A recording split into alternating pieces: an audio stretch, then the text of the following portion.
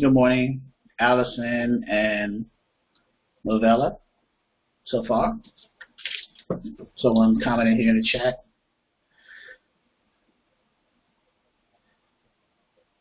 You guys see and hear me? Want to make sure, just verifying.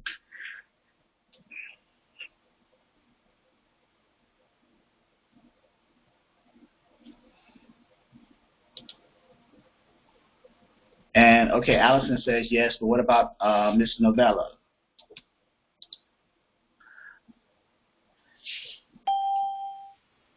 You able to unmute yourself?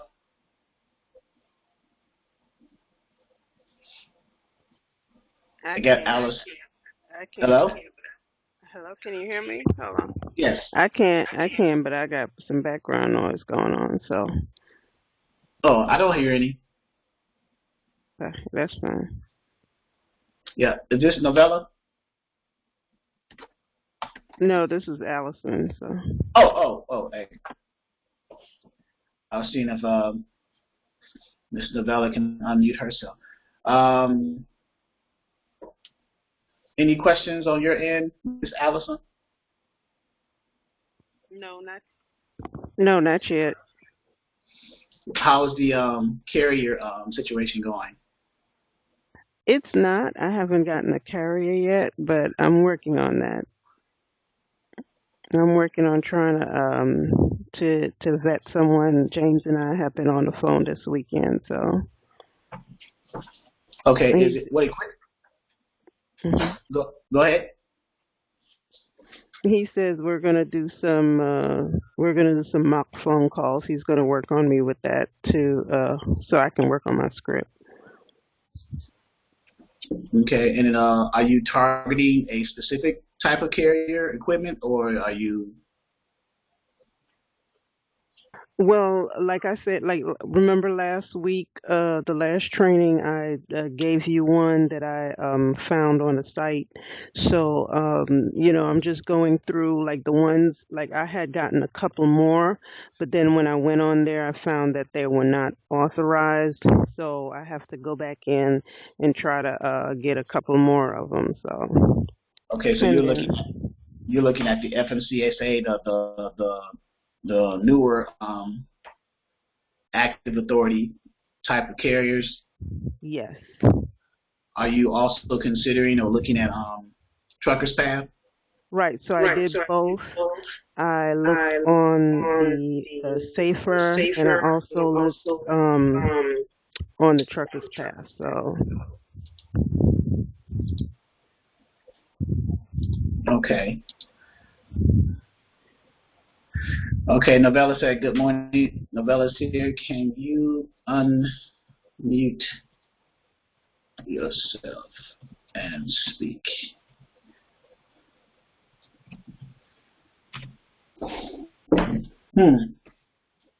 Let me see what kind of input I can provide for you, Allison. Let's see.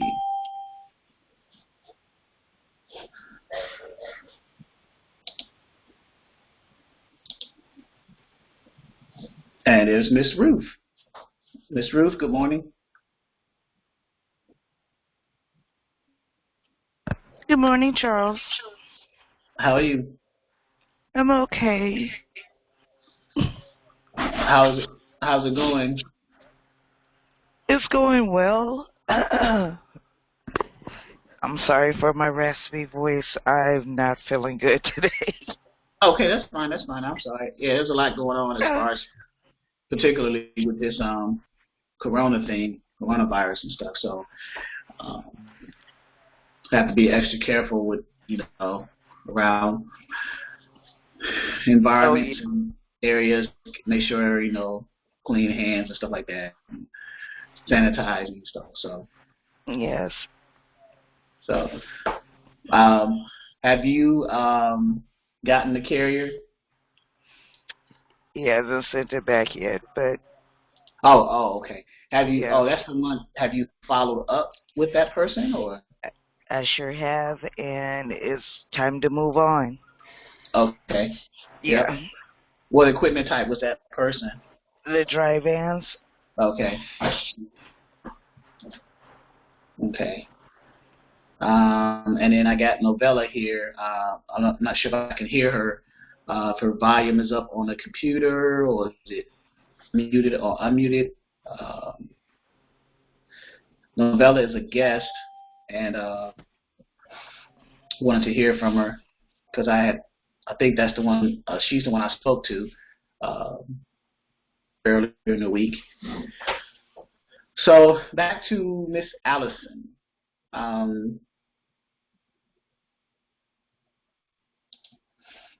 Let's do because this is the first hurdle, the carrier acquisition.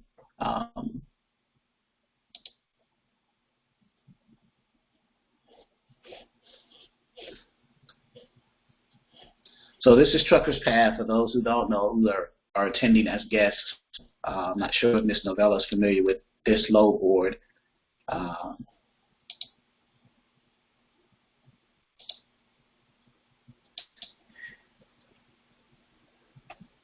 You see here. Yeah, if you can unmute yourself and speak, Ms. Novella, that'll be good too. Logging in here to Trucker's Path and the Safer website. And Miss Allison can follow along with me here, of course, Miss Ruth. Morning, Robert. So let's look over our truck search. And the gentleman I spoke to last time, he was under a load. The conversation I had with the carrier, the last training, flatbed, van, and reefer, and unselect conditional and just least satisfactory selected, and then his search. So now with this coronavirus thing going on, I'm not sure whether or not I know it's going to have some effect on the transport of goods and stuff like that, but I'm not sure to what extent it's going to have an effect. You know, goods still need to be transported to and from shippers and receivers.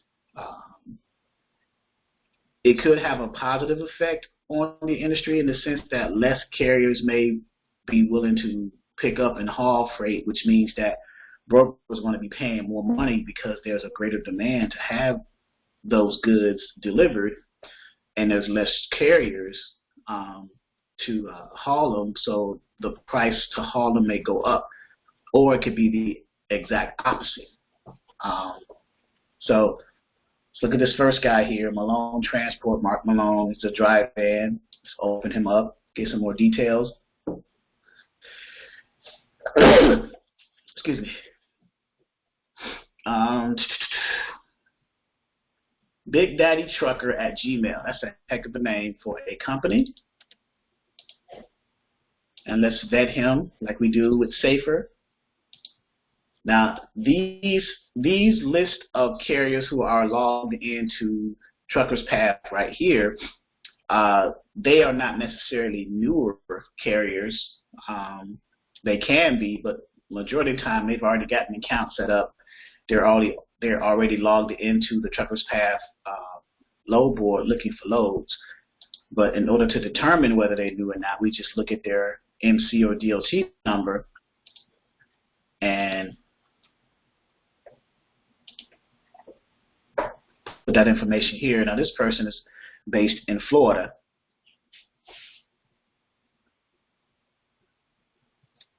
And let's see where he's currently. He's currently up in Maryland right now, so I'm assuming he's trying to get back to Florida.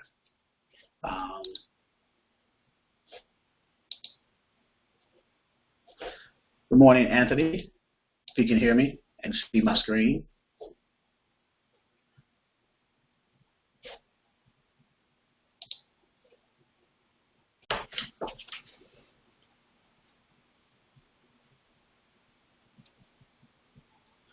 So let's see what's going on. He's on the East Coast, so it's 11 a.m. Standard. So let's see.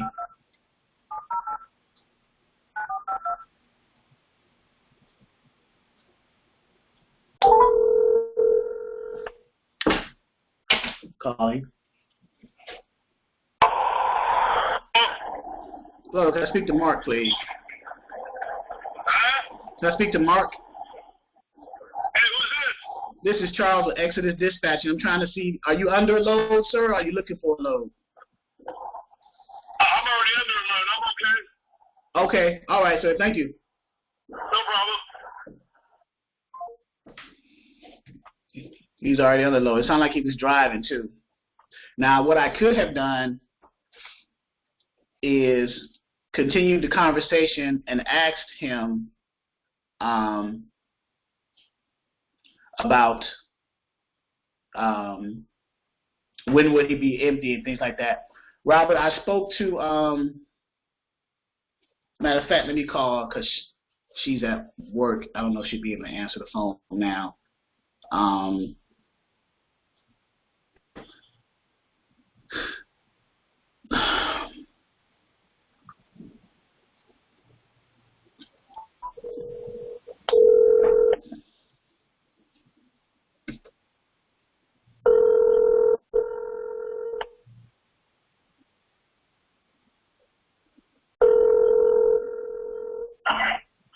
Yeah. Hey, D, I had a question for you. Hey, I'm at work. I can't really hear you. Okay. What? I had a question about you. Remember you were in my training and we were doing the bilingual thing? You have a question responding what training? I'm sorry. Can you say it louder? Hold on. Let me close this door. I'm in the closet in the back. I was bleaching. Okay. What now?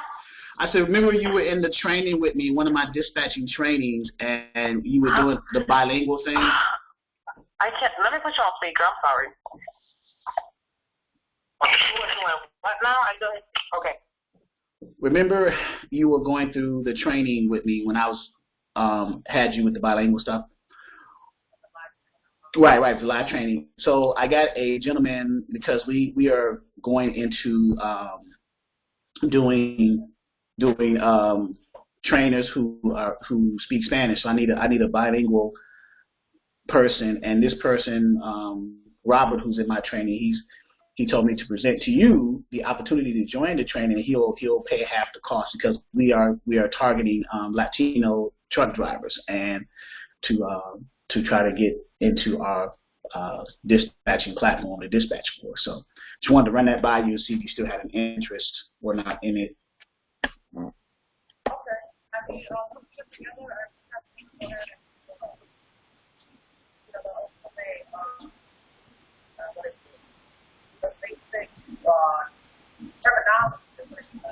Yeah. I'll show you the terminology and stuff like that. I just wanted to, while I got Robert here on the training now, I just wanted to let him know that you still have some interest in it, and he's willing to.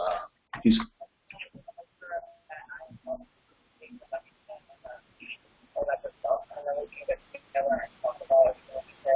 Okay. Yeah. What time will you be done today?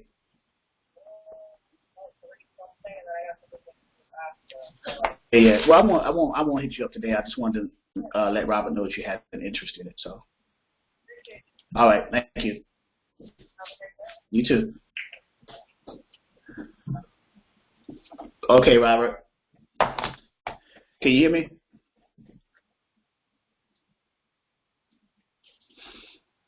I had her on speaker, but she couldn't hardly hear me. So she has an interest in it still, and she's willing to.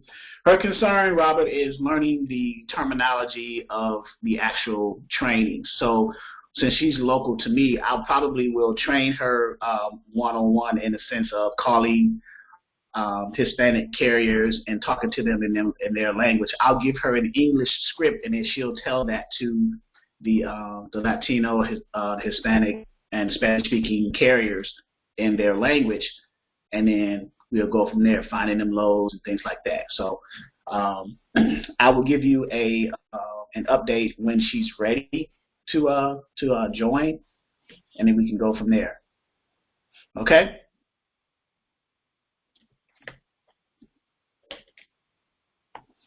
Yeah, because I believe that there are the Latino, Spanish-speaking, and Hispanic carrier community is growing, and also too, I don't want to say that they take cheap freight, but there's a lot of freight moving out here in the Latino community, and that's a good niche to kind of target. So we have someone who is, number one, she speaks the language. Number two, she's a female, so the carriers are a bit more willing to give her an opportunity, and then I'll just be in the background training her, and then when she has questions about loads and things like that, she can just reach out to me, and we can probably grow that niche. So, okay, so back to Trucker's Path here. So Mr. Malone is under a load. Let me refresh this screen. So now what we're doing now for those who are watching as guests is on the website in the trainings under Module 1 in the trainings, we have what's called carrier acquisition. There's a certain workflow and a process to being a dispatcher. The first thing you have to do is you have to get a carrier under what's called a dispatcher agreement. And if you go to the website, for those who are not members, you will not be able to access it. But I'm showing it to you online right now in the trainings. But you will only have to join to access. You have to be enrolled subscription-based members. But Module 1 is carrier acquisitions, and one of the methods that's used to acquire carriers is cold calling. And one of the resources that we use to cold call carriers is the truck search feature of Trucker's Path and the SAFER website, the company snapshot of the FMCSA website. So we want to vet out the carriers to make sure that they're not part of a brokerage.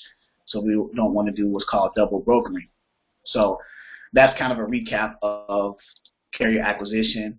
Also in carrier acquisition, for beginner dispatchers, we target the three main equipment types getting started: dry van trailers, 53 feet, 53-foot refrigerated trailers, or what's called reefers, and then 48 or 53-foot flatbeds. So we go over and over again extensively from the beginner's perspective, because we want to embed that process into our beginner dispatchers so they can understand the importance of it, because freight moves out here a lot on these three equipment types the most. So why not target those first, starting out, learn your process, learn your way, and then transition yourself to the hot shots, the Sprinter vans, the box trucks, power onlys, whatever else. But once you learn the process of being a dispatcher, what's all involved in that, then your equipment types can change.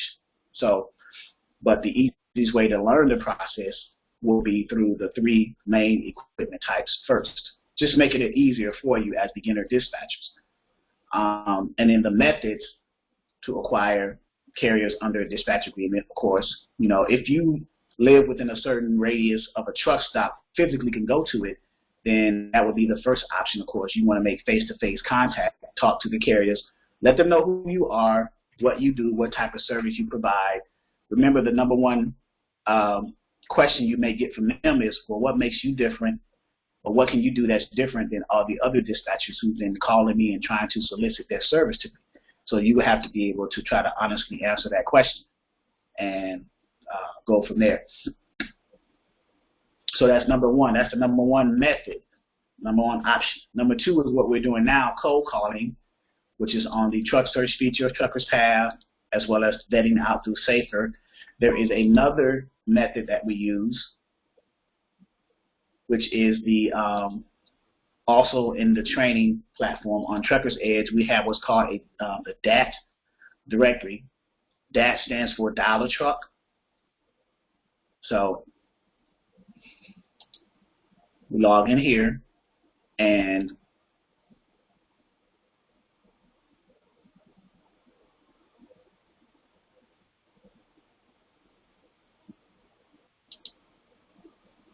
we go to Tools, and then we hit that directory. So in this area, you'll be able to, and I'll show you how to navigate through this area, select the criteria.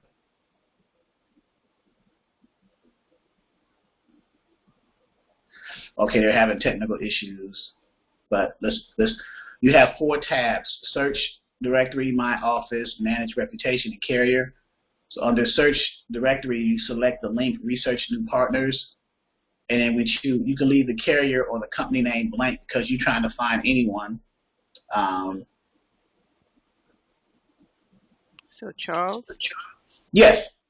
Okay, so this was the one that, besides the Safer website, this was the one that I was using, but I found this a little bit more difficult, and maybe you can help me with this because there was not a way, on the Trucker's Path, there was a way to put in the equipment type, but with this one, I couldn't find a way, so I was going through a lot of companies that had nothing, that were not, well, you can choose the type of company, so you can choose that the companies that were carriers, but there was no way for you to figure out what they transported. So you had to go through them to figure out, like, were they an actual common carrier? You know what I mean? Right. So let me navigate this with you. So I think I went over this either last training or a week ago. But yeah, I usually, when I'm on this particular that directory feature, I leave company name blank. I choose the company type as a carrier. I'm looking for carriers, so I just choose carrier. I'm leaving now. You got to select a certain city and state, right? So give me a city and state. What's your area? What's the major city in your area? Dallas, Texas. Okay, so let's say Dallas. So you're in you're like DFW area. Huh? Yes. Okay, so Dallas, Texas, and we'll say a 150-mile radius from Dallas, Texas. So we're gonna like a big circle, and we'll sort by company name and just hit search. So it's going to give you search has resulted in more than 500 matches. So now we have, these are the results, over 500, right? If you scroll down up, but you click on one that in this window, it should give you more information about the company, correct? Right. So under office, this is just their general office information. Under general, you can pretty much tell in the general area, based off of the commodity that they haul, the type of equipment that they have. They are an interstate. Their operation type is interstate. So they have an MC, which is right here. They have a DOT. Their operating status, they're authorized for property. They have an MC authority. Last year, or 2 years ago, this because we're in 2020 now, they hauled or drove 38,666 building materials is their commodities that they haul. Now that could either, generally you put building materials on flatbeds. Depending on the length and how big they are, they could go into a dry van, but generally building materials like lumber and things like that go on the flatbed. Or if you can't tell by that, you can scroll down a little further into the equipment area right here, and it tells you they have one flatbed 48 feet. So if you're wondering, and they have air ride suspension instead of spring, they have chains, they have straps, they have tarps, they have coil racks. So this is their equipment type. They have one 48-foot flatbed. So were you able to see that? Yes, I see. Okay. So that's how you can tell on this site what the commodity. So if we go to the next one, you can pretty much kind of do the same thing, go to the same areas. They haul, in the general area, they haul general freight, beverages, and paper products. That usually tells me it's probably a dry van.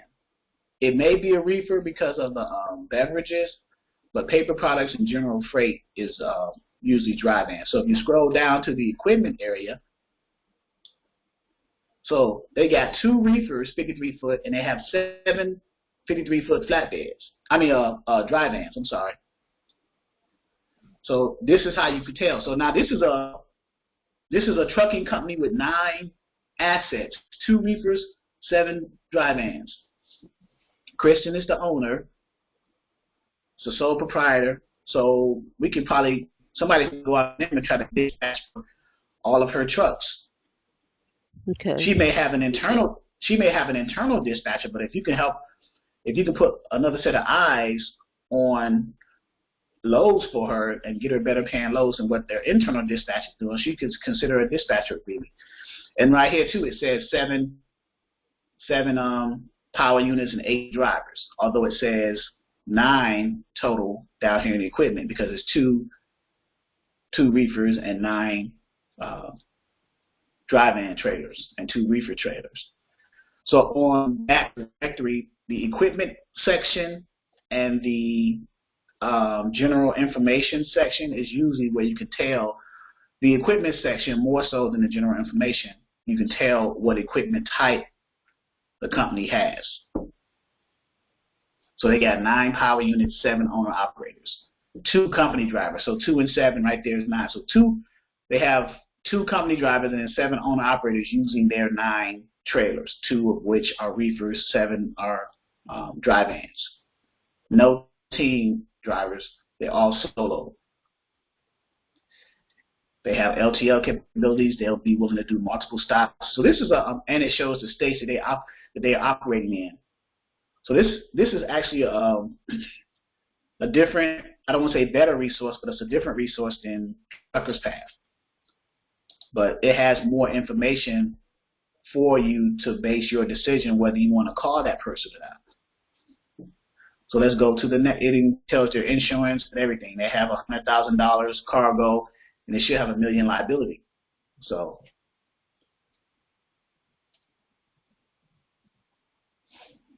if we go to the next one,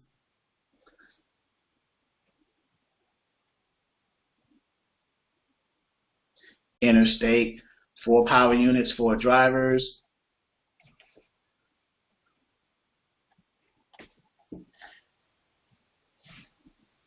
They do general freight. So I'm assuming those 4 power units and drivers can be 4 dry vans. Now in this particular one, they're authorized for property. They are a carrier company. This one doesn't list. It doesn't give their equipment. But now you may have cases like that. So based off of what they haul, the commodity, general freight, if I was a betting man, I would say dry van. But that would be something that we may ask them when we call. You know, what equipment types do you have? 5-star Oasis delivery and logistics, you know, and go from there. And they only did 12,000 miles last year. So they may be fairly new. But do you see where to find the equipment type? Yes. Okay. 504. General is 1 and 1. General freight, they have an equipment. They don't have an equipment section on theirs, but they do have a commodity section, and they only have 1 power unit. So this just may be 1 person, an owner-op. He's 504 Trucking LLC. 504 is an area code in Louisiana, if I'm not mistaken, but he's living in Grand Prairie. Click the next one. Truckloads, long distance, 1 and 1. General freight and motor vehicle. So now, general freight and motor vehicle. So he's hauling cars, possibly. So that could be a flatbed. It could be like a hot shot, possibly. Equipment unit. So here we go right here. So he does have an equipment section. But look, he does say hot shot, chains, straps, tarps, but he has a 48-foot flatbed and a step deck, a drop step deck flatbed trailer, which is a step deck trailer, both of which are larger than the hot shots. Hot shots go up to 40 feet. So he's putting cars, motor vehicles, either on, I'm assuming on his step deck. minority type. He's an African American, so this is a black-owned business. So there's another information you can, if you want to target a specific culture, and it's women-owned. So I mean, so now you're saying, okay, well, it's African American, women-owned. Maybe I have a chance to target that niche, you know. So this section has a lot of information. You know, information is key, is power. So it has a lot of information to kind of make a decision. Primary contact is Brian Grantham. It says it's women-owned, so it might be a SWAM company, women-owned. So it may be in the wife's name, and he may be the driver. So it's minority-owned, CEO and owner. So if you're looking at the information, you can base that decision off of that. This one here, so go to the general information area. They haul general freight. They're 1-in-1, one power unit, one driver, so it could be an owner-op. They're interstate. They're authorized to move property. Let's see if they have an equipment area. They have an equipment area. So they got one 53-foot dry van and then one container. So they may have a chassis. They may do port work. So they can go to the ports with their containers. They may have a chassis trailer. When they say one container, that means they may have a chassis. They don't physically have a container. They may have a chassis trailer when you transload and put the containers on when you go to the ports, and then take those containers to like DCs, distribution centers. So, but that information is listed. It's public record. It's right here. So it's not minority owned. It's not veteran owned.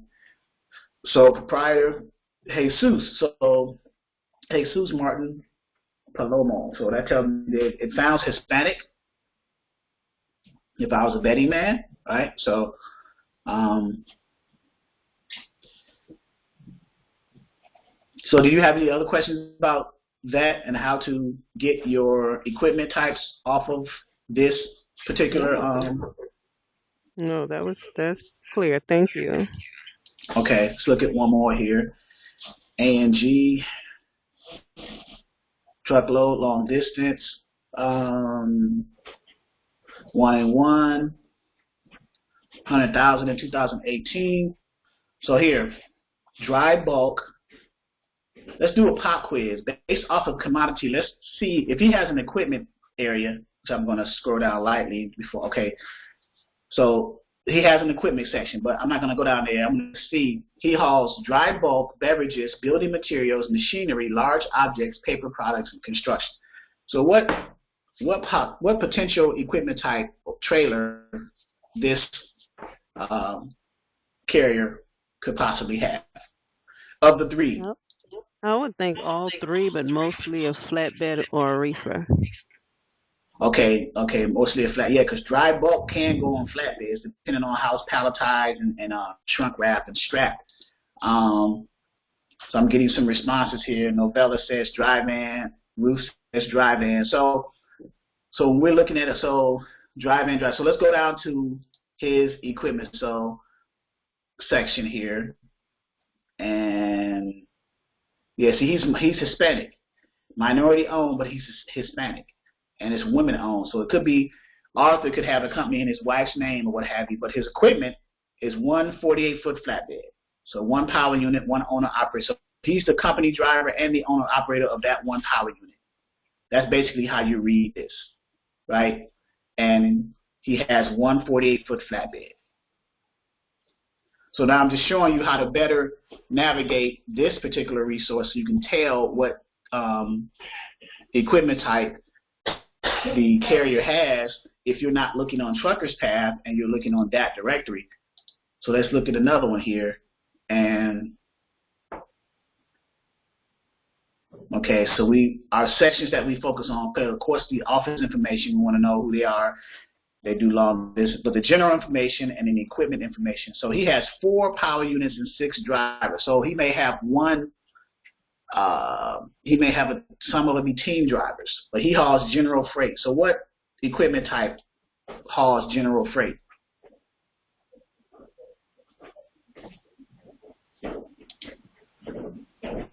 A van, drive-in. Drive-in. Anthony says drive-in. Drive-in or reefer. Yeah, drive-in or reefer, because if you have a reefer trailer, you can turn your reefer unit off. Your TCU, the temperature control unit, which is the TCU, T is in Tom, C is in Charlie, U is in United, TCU, temperature control unit. You can turn that off and use your reefer trailer with a turned off TCU as a drive-in, because you're not cooling anything. So the reefer trailer can serve two purposes. You can use it as a drive-in trailer or as a reefer trailer. So if you're just getting started as a trucking company in the business and you wanted to haul general freight, I would consider getting a reefer trailer and just keep the reefer unit turned off until you get loads that requires to be pre-cooled. That way you're killing two birds with one stone if you're smart like that, right? So let's scroll down and see if he has an equipment section, and he does. So he has number of teams. So he has 5 team drivers, 53-foot vans, no flatbeds. So it's just, he has dry vans, basically. That's what he has here. He does a lot of LTL stops, multi-stops, parcels, high-risk freight, cigarettes, cosmetics, and these are the states that he travels. So he has 5 teams of drive-in drivers. That's what he has. So, and I think this was Hispanic. I think it said he was Hispanic as his type, I believe. Maybe not.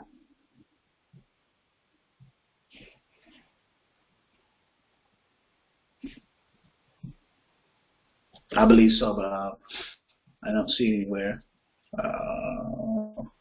Under general information.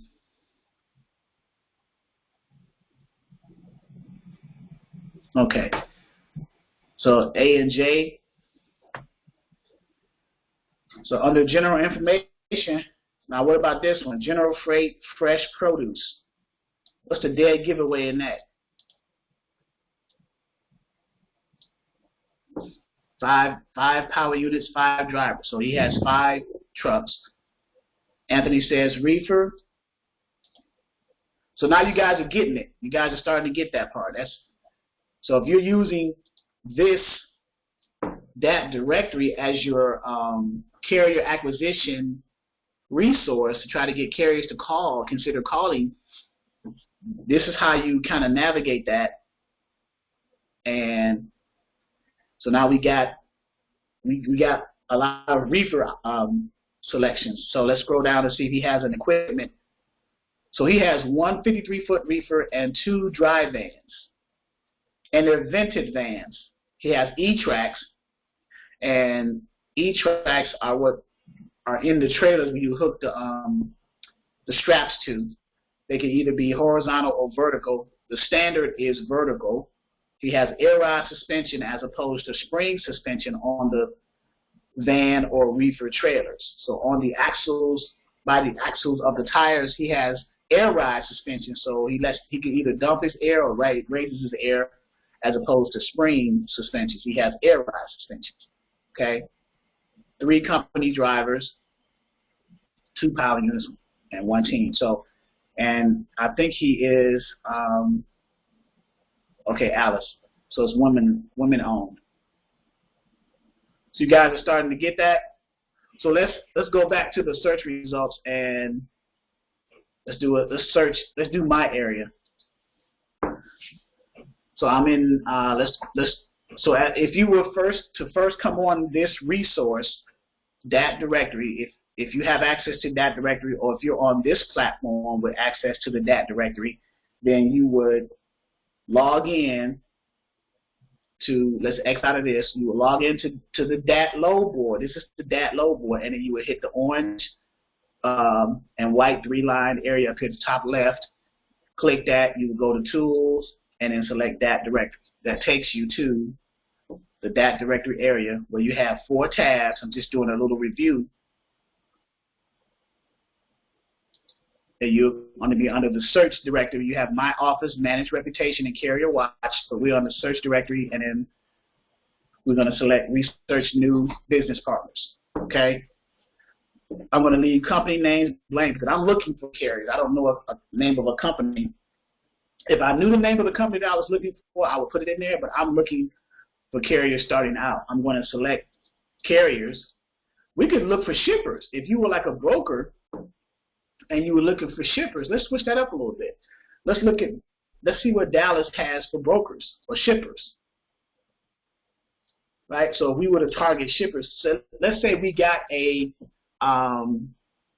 trucking company under a dispatch agreement that had 10 to 20 trucks. So now, instead of looking at load boards for spot market loads here and there, we would target shippers within a 150 radius. And now we got 33 shippers, 33 matches found, and now we got shippers within a 150 radius, 50-mile radius of Dallas, Texas. Let's say that Allison had a 10 to 20 asset-based trucking company. So now we need to find shippers that have commodities that matches the equipment type of her carrier. So we would select now these are not trucking companies now these are shippers, Addison Foods, Mellon. So let's say it was a reefer, American Melon Sales. That sounds like a reefer, right? But so now we would call their logistics person, Shipper Distribution Center, and see if they could, if they had a need for our services. You know, how often do they move these loads out? Can we get set up with them? Do they have dedicated lanes, dedicated runs? That way you can put all 10, 15, 20 of your trucks in their lane, and that'll satisfy 10, 20, 15, 20 loads for them. They may move 20 loads a day or 5 loads a day or 10 loads a day. You got 20 trucks. So I just flipped it to the shipper side now. We can go to another shipper, Addison Foods. Obviously, that's either going in a dry van or a reefer, depending on if the food needs to be cooled or if they are dry goods. So now, from a broker's perspective, you can target shippers in your area and look at that. It shows their days to pay and all this stuff. Novella asked a question here.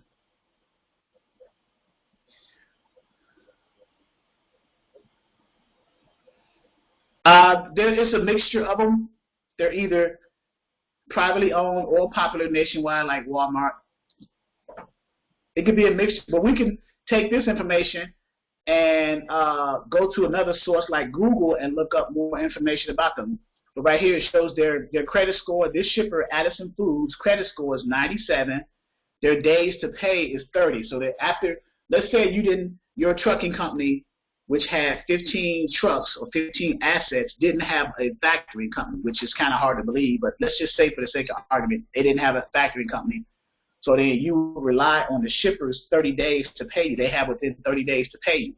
But if your trucking company has a factoring company, then you just use your factoring company to pay you, the trucking company, after you deliver this shipper's, Addison Foods, merchandise.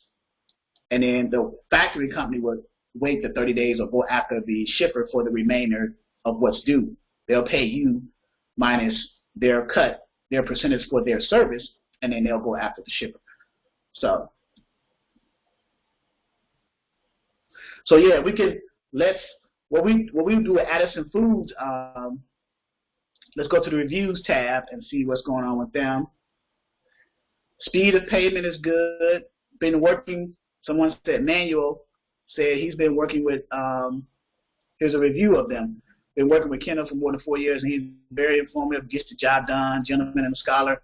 Thank you, Addison Transportation. So load as described. Ease of doing business. Likelihood to work with again. So this must be a good company. So what we would do is do our research. Let's go back to the shipper tab. They got 4.5. Let's see. 1, 2, 3, 4.5 stars out of 5 as a rating. So they're pretty good on the site. But let's look their information up in Addison, Texas, right? Let's go to our trusted search engine and see, like Robert asked, do they have a website? So we can use this resource, that directory, for a carrier side or a shipper side. So here they are right here. They're closed right now. There's their phone number. Let's see if it matches the number that we have, 972-381-7200, 972-381-7100. They have a website, Robert, so let's click their website and open that up, and we can kind of vet them out that way too, check out their reviews, all types of stuff. So here's their website. Serving the food industry since 1978, which is, so they're like almost like a generation upon, like a family-owned company, sounds like. I'm going to copy the website just as practice for you guys to give it to you to do your research on them from the shipper side.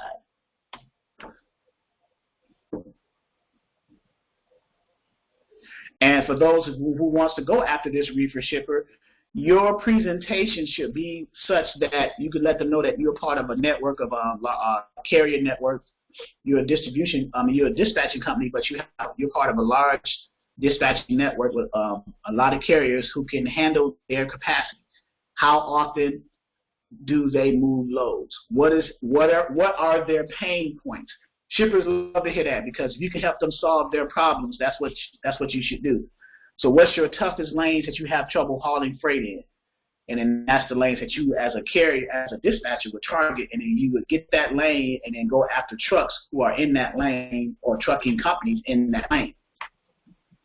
So now we just flipped it to the side. So let's flip it back to the dispatcher side and go back to the search directory. And I was going to look at my area for carriers. We can look for brokers to try to get lanes from. Let's look at Dallas. Let's stay on this Dallas theme for brokers and see what brokers are in the area and see what shippers or lanes they have for our carriers. So we have 500 brokers in the DFW area. So you can target brokers in your area, you can target shippers in your area, you can target carriers in your area, depending on what perspective you are looking at this site under.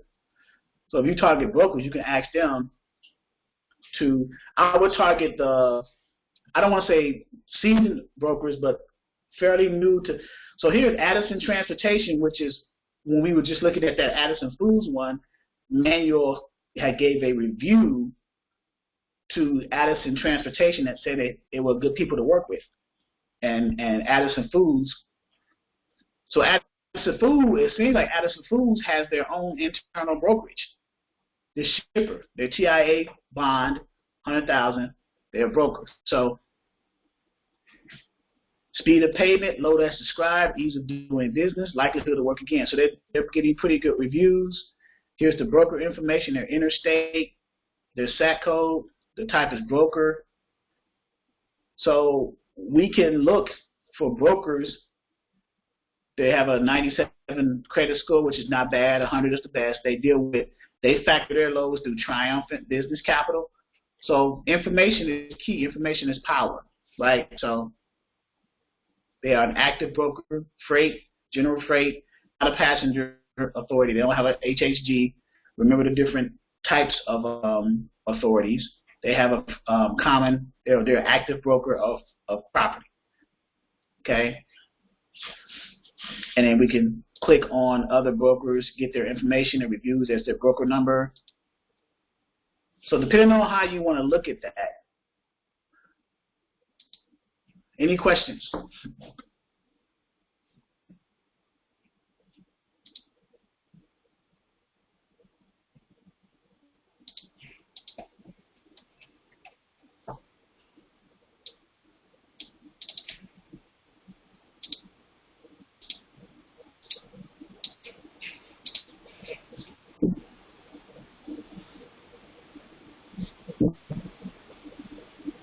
I got a few of my classic contractors of Virginia. These are shippers. Foundry Foods, Dollar Tree is a distribution center. It's a shipper. Let's look at carriers in my area. No questions?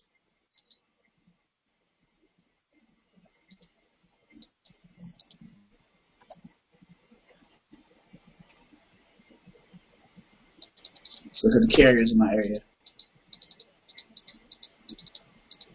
Now I have someone who is in the training today, and I spoke to her Friday, trying to see if she can unmute herself.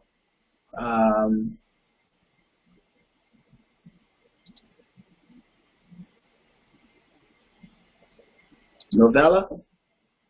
Yeah, Novella. So I'm trying to see if you can unmute yourself so I can speak to you. I had told her if she attended she purchased the ebooks and she came across the YouTube website on some of the content, the videos there.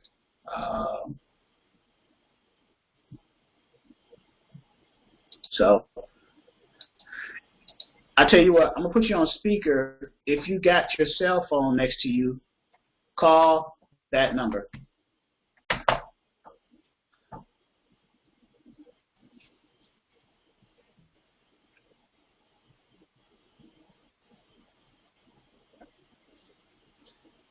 And I can speak to you on the cell phone and get some preliminary information.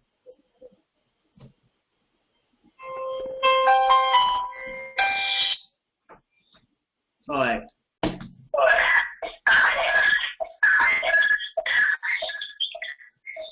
That may not work. I don't know.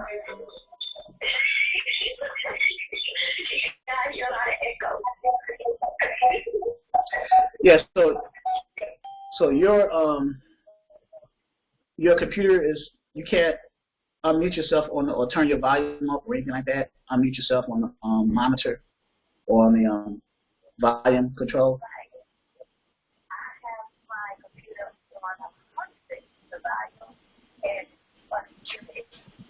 Okay, let me see why it's not letting you.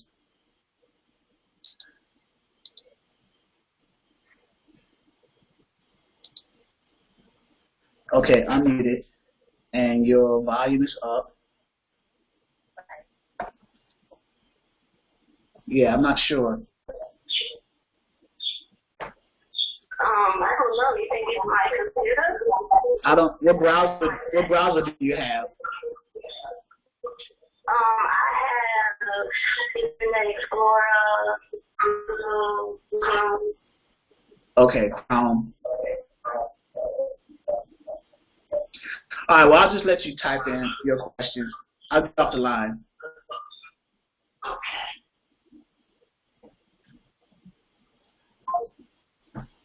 I was hoping it would work on the.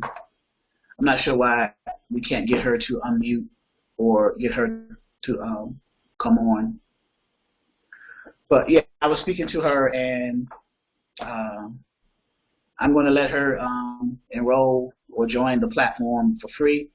She purchased the ebooks, the 3-for-1 special, and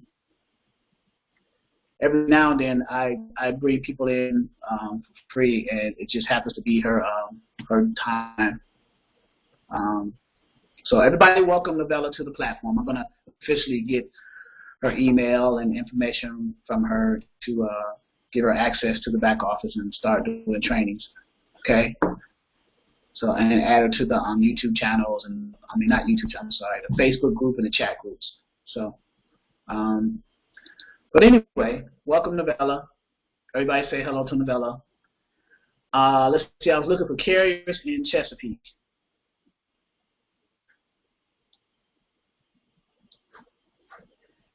And it says 500 here, so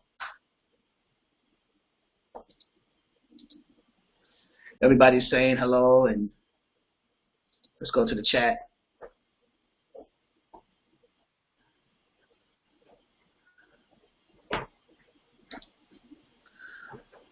So now with my area here in 18 Wheels Hauling LLC, owner-operator, General Freight, let's scroll down and see if he, power unit, onboard communication sale, TWIC card holder. He's power only more than likely. He does port drayage, multi-stop LTLs, Trailer interchange. So he's a port. He does power only. And he's inactive.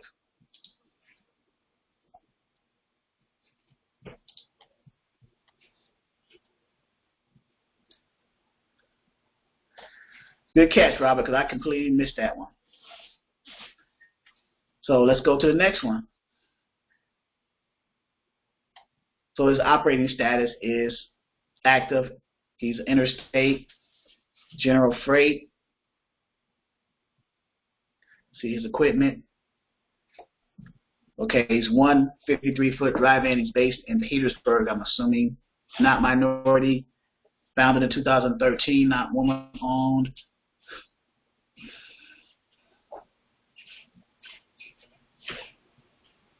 He's an active common carrier. So you can start off, you can use that directory to target areas in your location. Hey, Rob, where are you at, Rob? You're in St. Louis, right? I think you're based out of the St. Louis area.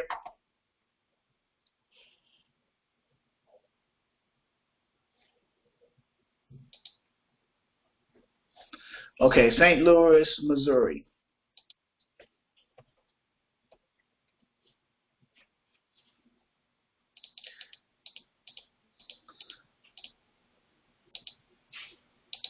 And let's say 100-mile radius for Robert. And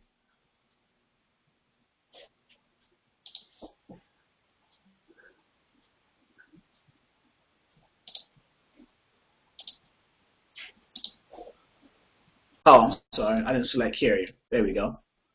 St. Louis, Missouri.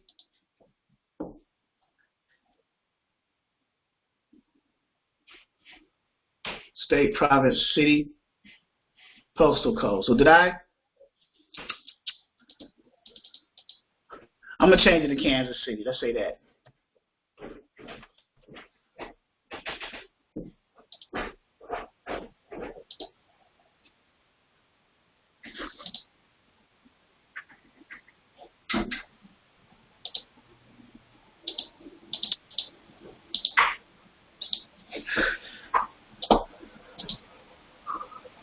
Robert says try spelling it out.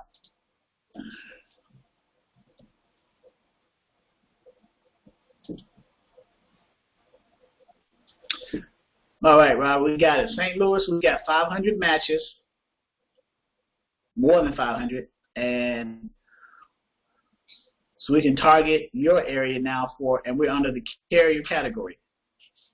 So now, you're targeting carriers all over, correct, Robert, or are you targeting just St. Louis or the area?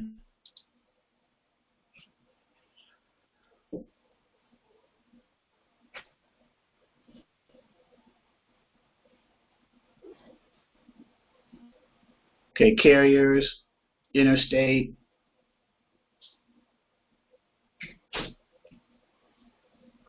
General freight and refrigerated food. So what commodity was a dead giveaway for that? Oh, you want to do 200-mile radius. So let's edit that. And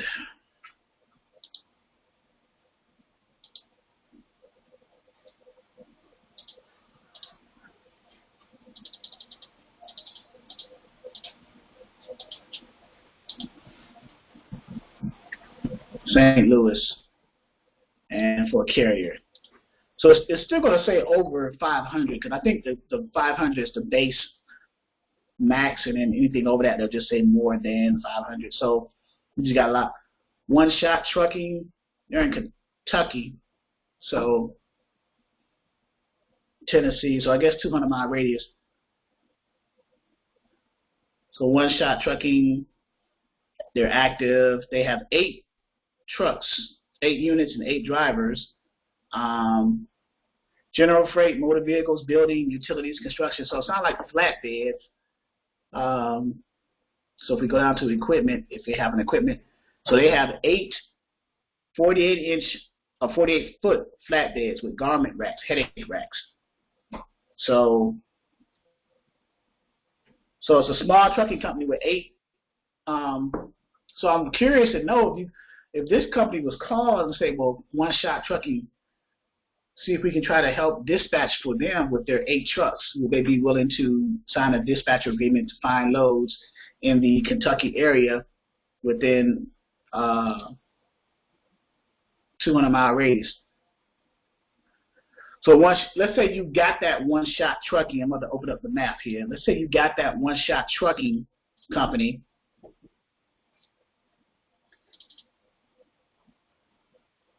Then we would go, and they're in Kentucky. Then we would go to, here's the map. We would go to look for shippers in that area for flatbeds. That would be our next thing to do. So say you won that dispatch agreement with One Shot Trucking, Robert, or whoever. Then our next thing will say, okay, outside of going to the load board for spot loads, we would go to, let's see, they're in Woodburn, Kentucky. So let's open up Internet Truck Stop, which is another load board, and let's assume that we got them.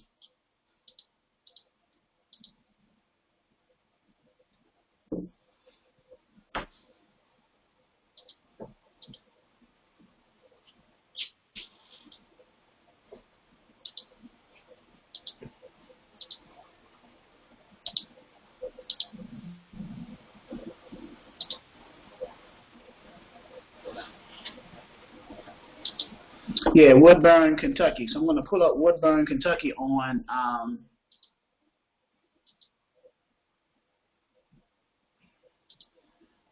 for a flatbed, because that's what the commodity that we found out that they were.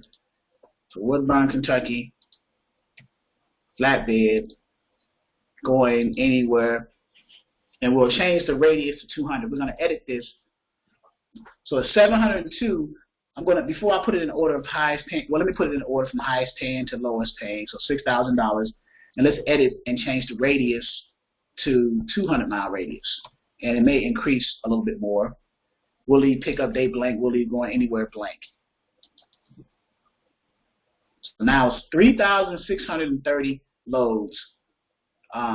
Let's just say starting tomorrow, which is the 16th. Let's say the pickup date is Monday. Let's do a fresh week, 16th. So that should decrease that. So, okay, so still 2,309.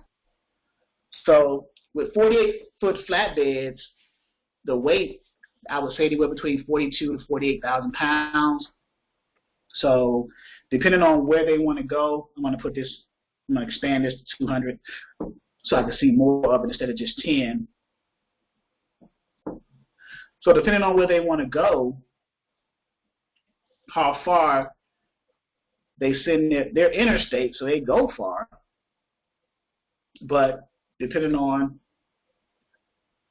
how far they want to go based off of what the load is paying. Like this one here, from Kentucky to Boise, Idaho. So if we look at our map, Kentucky to Boise, Idaho, you got to go through the Rockies right here. So Kentucky to Boise. Now that's what is that right there? That's 1824 miles. Is paying 51, but it's picking up in Blytheville, Arkansas. It's probably lumber. So Blytheville, Arkansas, from where they are in Kentucky.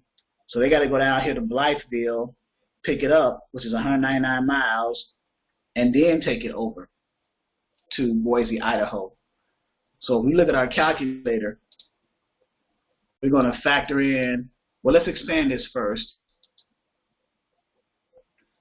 to see the details of that particular load, Blytheville, Arkansas to Boise, Idaho at 5,100. Let's see if that shows. So there's no commodity in here, so we don't know what it is. We would have to ask the broker what that is. More than likely in Blytheville, Arkansas, it's probably going to be either probably lumber, maybe some steel pipes, coils, but lumber. But as far as doing the math, I'm going to add that 199 deadhead to the 18 practical miles, 18 24 plus the, let's just say 200, 199, 200. So that's 2,024 into the 5,100, right? Which will give us the cents per mile. Let's say 225, a nice round number. So 252 a mile for a flatbed. So is that a good load? But you got to realize too, you're going to burn a lot of fuel because it's 45,000 pounds. So Anthony says no, it's not a good load. If you could unmute yourself, Anthony, tell us why you believe that that's not a good load.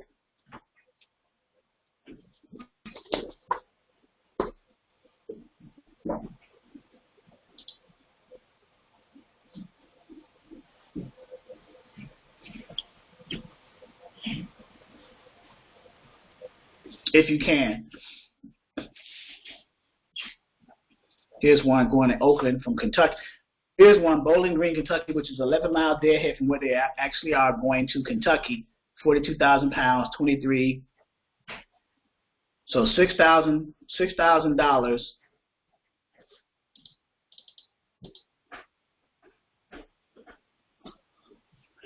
$6,000 and 23.36.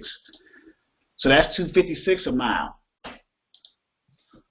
Anthony says the reason why he believes that it's not a good load is because it's too far, the fuel costs are too high. So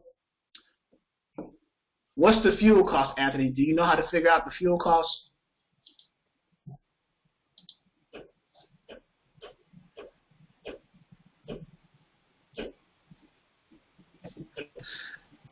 So let's do our research on the fuel cost. We have an equation that we use. It's a 48 foot flatbed.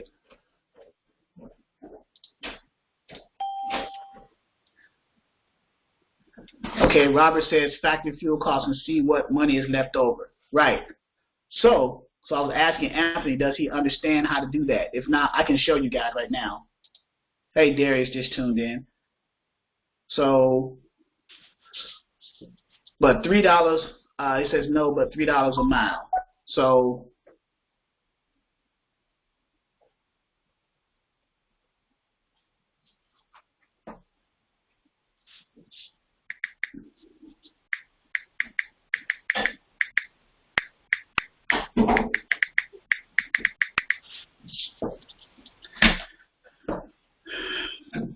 $3 a mile. So he's thinking $3 or better would be ideal. So let's see. Let's go back to that load, that example, 5,100. So what is the average miles to the gallon? Oh, fuel is $3 a gallon.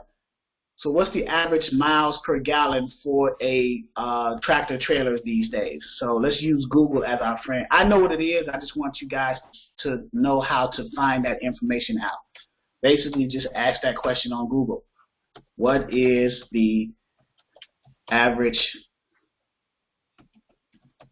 miles per gallon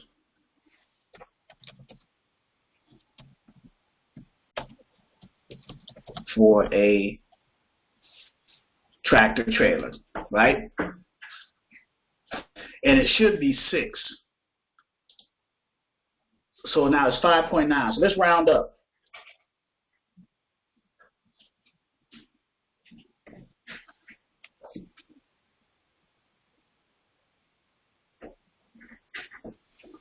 So we'll use 6.0, right? So if one tractor trailer gets 6 miles to the gallon, you guys might want to write this down and have it for future reference. If one tractor trailer gets 6 miles to the gallon, so what you do is you take the total miles that the trip is going. So in this example, we're going to go with the 1824 as the total miles from Blytheville, Arkansas to Boise, Idaho, because it doesn't give the actual distance in miles. If it did, it'll be right here. So we're going to take the total miles if you take the total miles of the trip, the loaded miles, 1824, and you divide it by the miles per gallon for the tractor trailer, which is 6, that'll give you how many gallons of fuel that's required for that trip. Do you guys follow that example? You follow me so far? You take the total miles, the total loaded miles for any trip. In this example, this one, Blythefield, Arkansas. You can put in any number, but here's the formula. The total miles divided by the miles per gallon for the truck. So 18, in this example, 1824 divided by 6. Let's say divided by 5.9. Let's take the actual number that we gave us in Google, 5.9. And so now it's going to require 309.15 gallons of diesel fuel to run this trip, this load. So now the next question that Anthony was talking about, what is the average cost of diesel? Let's see, he's gonna pick up in Blythefield, Arkansas. He's starting in Kentucky. So let's get the average cost of diesel. I want him to fill up in Kentucky, right? So let's fill up in Kentucky and then drive. So what is the average? So let's use Google as our friend. Average cost of diesel fuel, because it varies per state. But we get the national average, we can go with that. But what is the average cost of diesel fuel in Kentucky, right? We started in Kentucky. So, and diesel prices in Kentucky.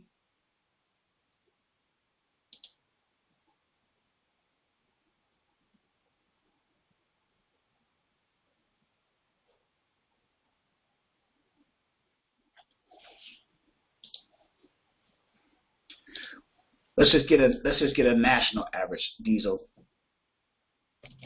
What is the cost of diesel fuel per gallon, I guess? So here we go per state right here. So we got 47 rows. So according to AAA, so Ohio, Kentucky. So the national average, this is regular fuel. I want diesel.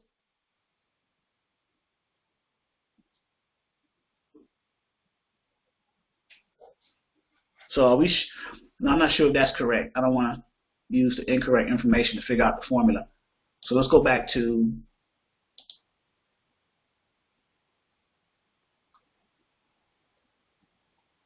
these are regular gas prices. I want diesel. How much is a gallon of diesel fuel? Or what's the average diesel fuel price in the United States?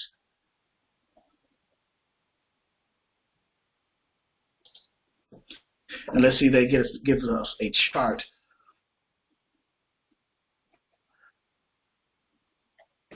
See, I don't want to complicate things too much with that diesel price.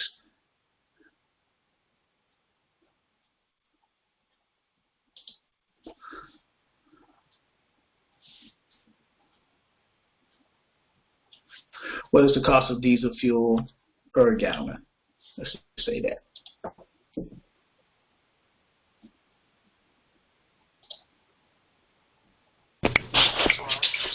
$2.72. You got it. Look on the right side. Yep, 272. Yeah. Yep, 272. So let's go with 272 right here. Now, when I opened this up national, I was hoping it would give it to me by states, Robert, but it didn't. It just gave us regular price. So is 272 a fair number to use? Yeah, for Kentucky. Okay. It's pretty much like Illinois. It's pretty high price, like in Kentucky and Ohio. In Illinois, prices are much higher than, say, Missouri and Arkansas. So. Okay.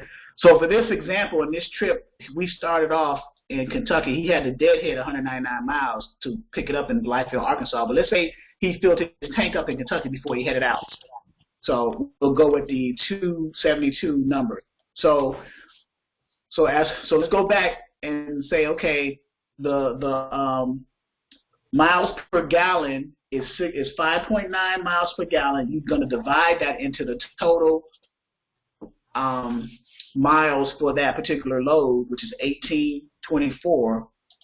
We came up with 309.15 gallons of fuel that's needed to run that load from Blythefield, Arkansas to Boise, Idaho. So now we take 309 gallons and we multiply that by the cost per gallon, which is 272, right? That will give us $840, let's round it up, $841 that this person, if they take that load, they would have to purchase to cover the fuel cost of running eight. So now if you deduct the cost of fuel, let's say you deduct the cost of fuel, let's say you deduct 10% of your dispatching fee. So 10% of 5,100 is 510. So we're going to deduct out of 5,100, we're going to deduct 510 for our dispatching fee for finding the load for them, right? So right now it's $45.90, and then we're going to deduct the cost of fuel, which is $841. So now it went from 5,100 to 37.49. That's a heck of a difference, right? And then you divide that by the loaded miles, and now you got a true cents per mile, which is $2.05. So Anthony was right. It's probably not worth it, because after you factor in the fuel plus the deadhead miles, correct, Anthony? Plus the deadhead miles. So let's X that one out and use our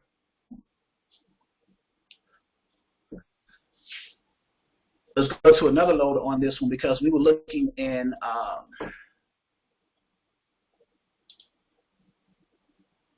this 8-carrier trucking company in Kentucky, and we found the loads out of Kentucky on Truck Stop. Let's see if we can find some better paying loads.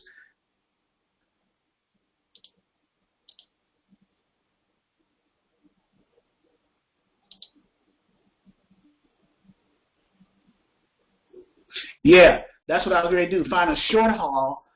So that's why I'm on here looking for short haul, like anything under 1,000 miles on this right here, 720, that's paying 26. So Shoals, Indiana to Pensacola, New Jersey, 47. But it's max weight, just about 48,000 pounds, but it's going 720. So that's over $3 a mile. Generally, as a broad, gross, it's over $3 a mile gross before factoring in the dispatching fee and the fuel. So let's look at this one. Let's open that up. It seems like a decent load for the flatbed, even though it's going to be carrying a lot more weight than the previous load. 720 miles, and the actual miles is 720. It doesn't say what the commodity is. You need 8-foot tarps. So let's do our numbers again, guys. So let's go with the 5.9 miles per gallon for the tractor. We're going to divide that into the total miles of the trip, right? So 720 divided by the 5.9. So it's going to take 122 gallons of fuel to run that trip. So let's use that 272, $2.72 per gallon for diesel. So we're going to take 122 gallons times 272. So 300 and let's say 332. So 332 is what this trip costs in fuel. So now we take 2650, I'm sorry, You minus your 10%, which is 265, right? That's 23 now, and then you minus your 332 in fuel, which is 2,000, and now you divide that by the 720, and it's almost $3 a mile. So even after paying your dispatcher and paying for fuel, you're still going to get close to $3 a mile, $2.85 a mile. So is that a good load? So Anthony said that's a good load. That's a good load. Now see, as a carrier, carriers need to know this mathematics. It's good for dispatchers to know this, because now the thing with dispatchers, you know, our thing is we're going after those high-paying loads, like that $5,100 load, even though it's costing the carrier more fuel, and they gotta give you $510 out of $5,000. You know, say you get this one $6, $600, but so it's more. I guess it's more morally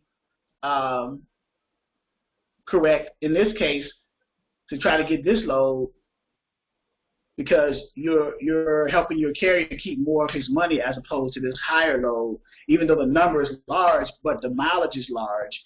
So you're going to burn more fuel and pay for more fuel, and you got to pay more to the dispatcher. So in the end, you're going to have less money as a carrier. So it's kind of a catch-22 in that situation. Any questions?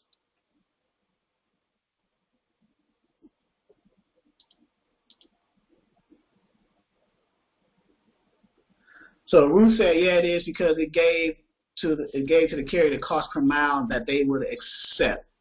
Yeah. Miss Ruth, can you unmute yourself? I'm not sure I quite understood your response, but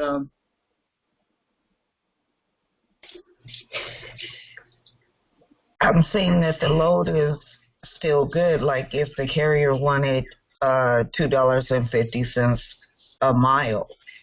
Oh yeah, definitely, because it's $2.85.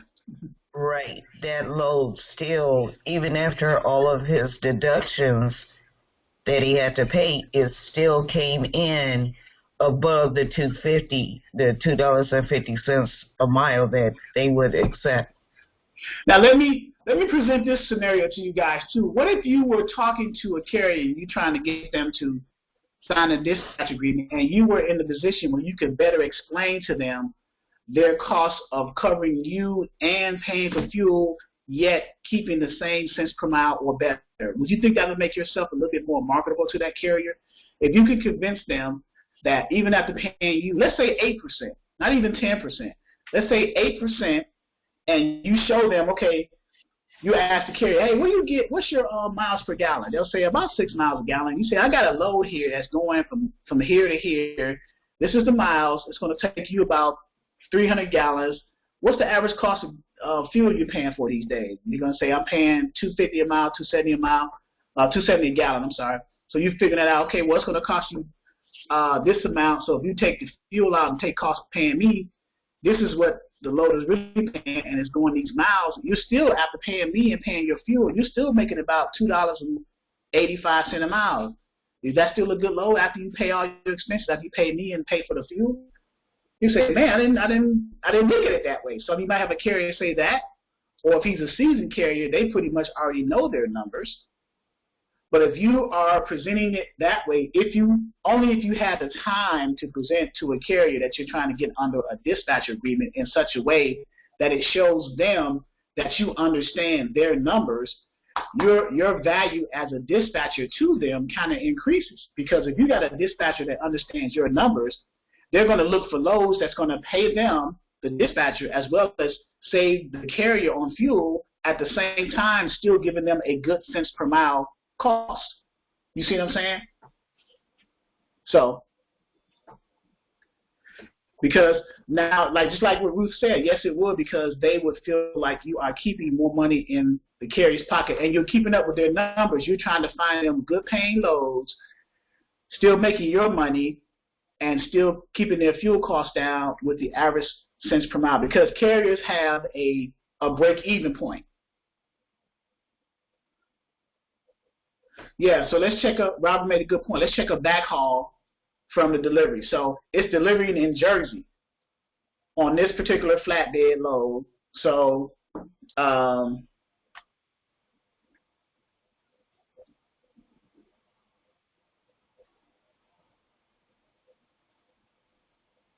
let's look at another load. Let's minimize this one. And now, do you want to backhaul, Robert, to anywhere or back to the origin, back to Woodburn, Kentucky?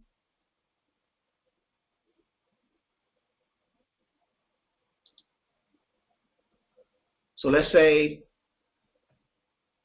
Pennsauken, New Jersey for a flatbed. And Robert, let's see what Robert's response was. Okay, you want like a triangle. So we'll just say anywhere. We'll leave it blank.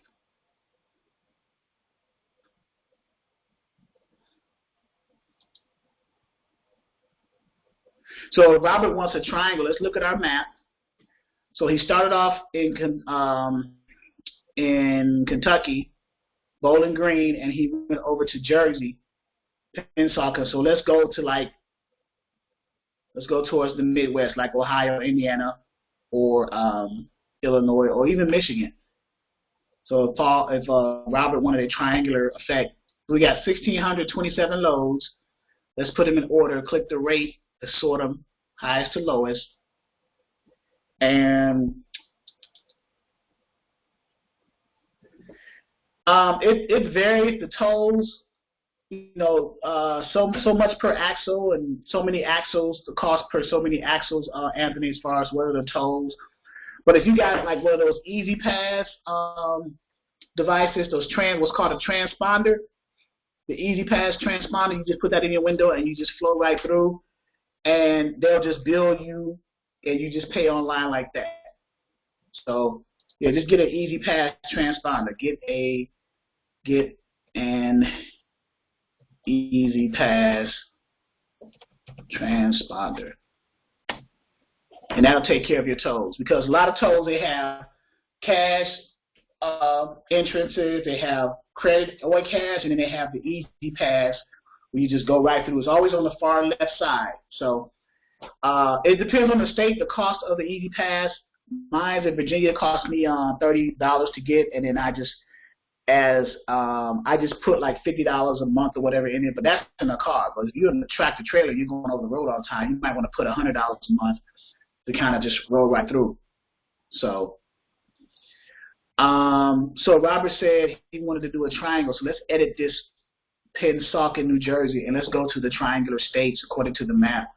Let's go to, let's just check, let's select area 4. I think that's the Midwest right here. Yeah. So let's go back over there. And let's do a pickup date on the 18th, because it picked up on the 16th and delivered on the 18th. So let's select the 18th going out. Right, if you want to be realistic about it, right? So the first load was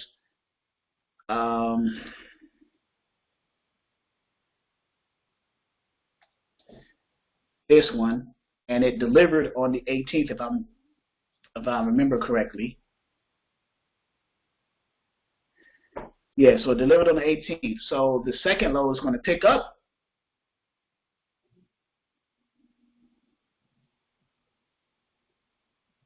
Oh, no, it's this one. Yeah, delivered on the 18th. So the second load is going to pick up. So let me minimize this. It's going to pick up on the 18th.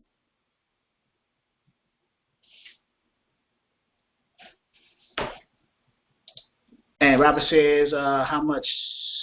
I think that should be a question to ask the carrier. Also, they have an Easy Pass. And that's a good question, yeah, because they probably may not tell you whether they have the Easy Pass or not, because they want the cost of paying the tolls to be included in their rate con. Whether they have an Easy Pass or not, they still want to get some money out of the deal. So now we got 1,000 miles going from Pennsylvania to Rio. So that's So now we got backhauls here. Some are small, some are not. So that's how you would look for a backhaul. You would take your first load delivering in Pennsauken, New Jersey on the 18th, and then you would find something coming out of there on the 18th going to wherever you want to go or anywhere. Let's say anywhere. Let's say not the triangular one, and let's see what other higher paying loads.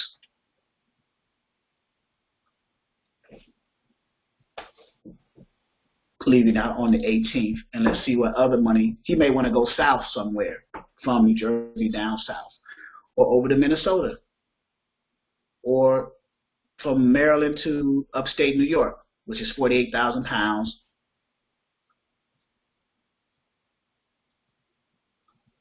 So that's a decent one right there, but it's going to upstate New York.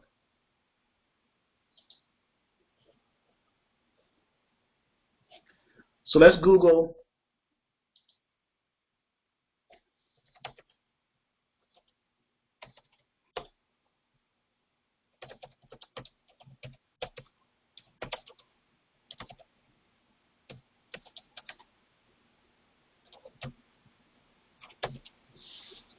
what is the average cost of tolls for tractor trailer.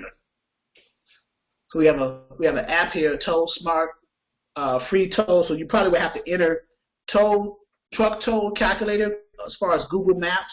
So you would have to enter that. I probably can copy that link and send it to you.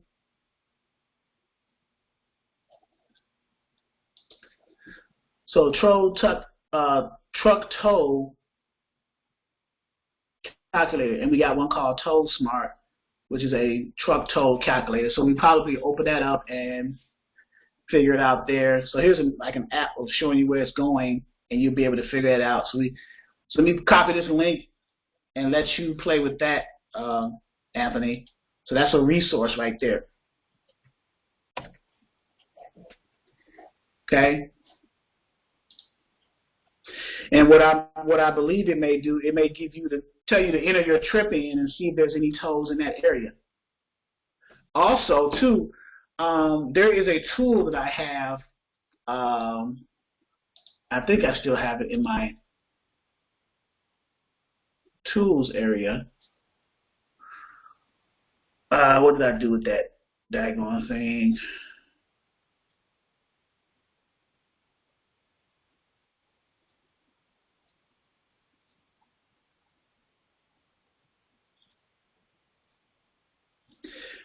I can't remember what I did with that tool. I can't remember the name of the tool. It saved my life. It was a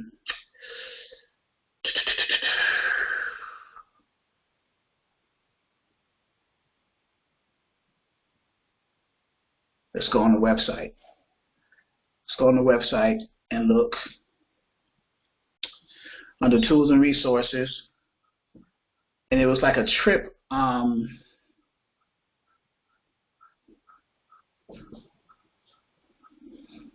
If I remember correctly, it was in the back office, forms and documents, tools and resources.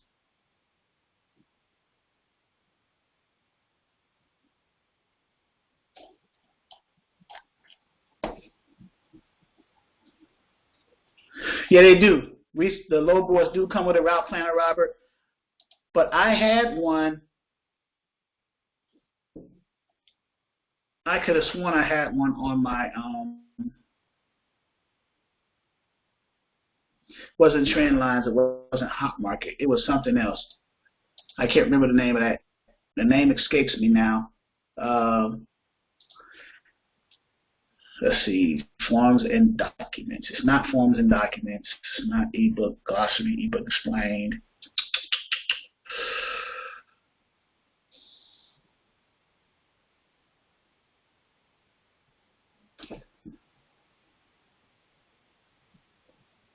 Let's look at load boards.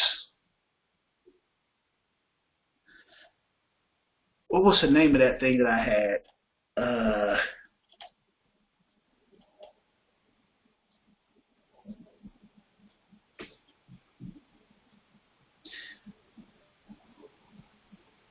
I can't remember that for the life of me.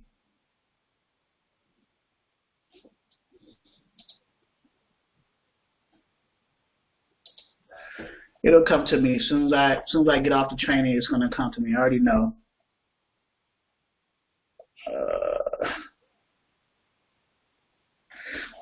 Any questions while I'm looking for that? 'Cause I know I got it. I just misplaced it. As soon as I see it, I'll be like, oh, there it is.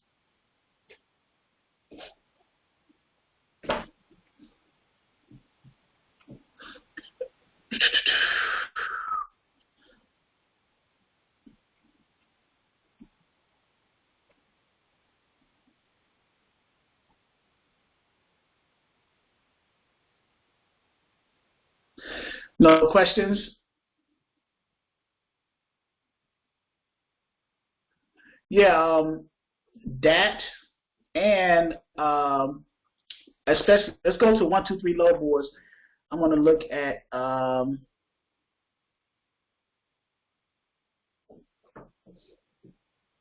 man, what did I do with that? I thought I had it on the. See, sometimes when you don't use certain things for a while, you tend to forget. But it was a good resource, and it actually showed it would help. It would help Anthony now if I could. Allison says no. That 1, 2, 3 of that has a route plan that lets you know if tolls will be needed.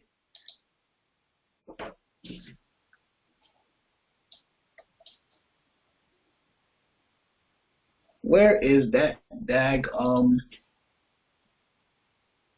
know it's not load stop.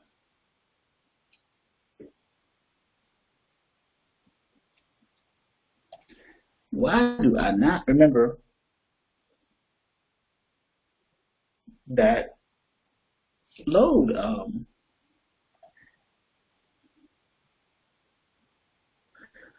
Okay, so no other questions from anyone while I'm still trying to search this. I think it's something like Route Planner or something like that.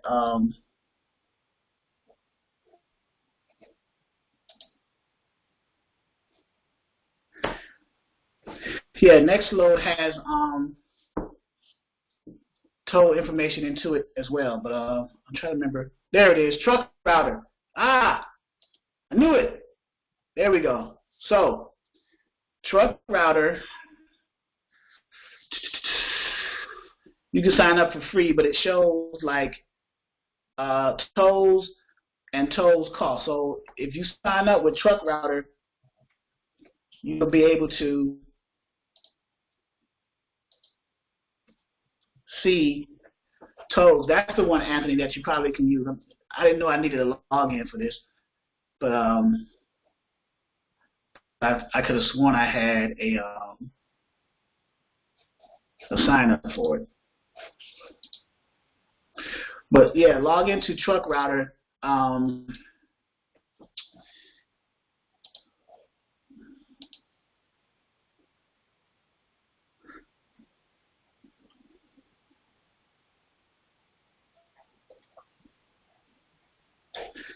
Let's do that now, Truck Router.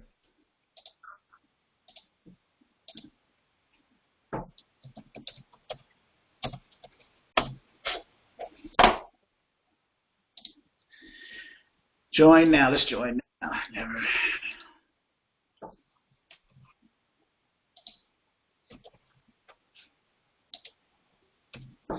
So you go to Truck Router, set up a free account. Let's do the email. Just to help out Anthony here. Set up a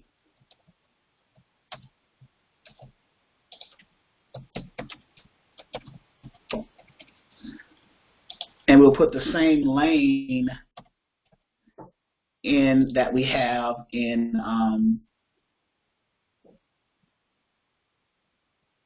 Internet Trust Stop. So let's create the account, see if it creates it. Email sent to you. So let's confirm that. Let's save this. Let's go to the email and confirm it. And so it actually showed Truck Router. I need to put that on the website too. That way you guys have an understanding of truck router and tolls. So that could be an answered question.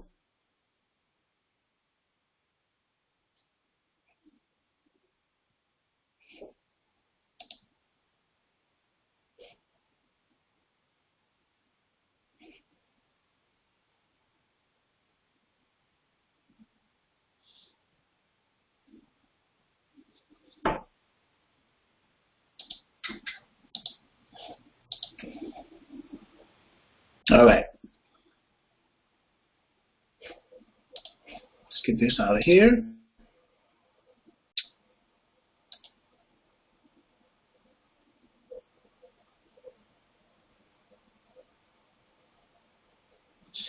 All right, so account confirmation for truck router.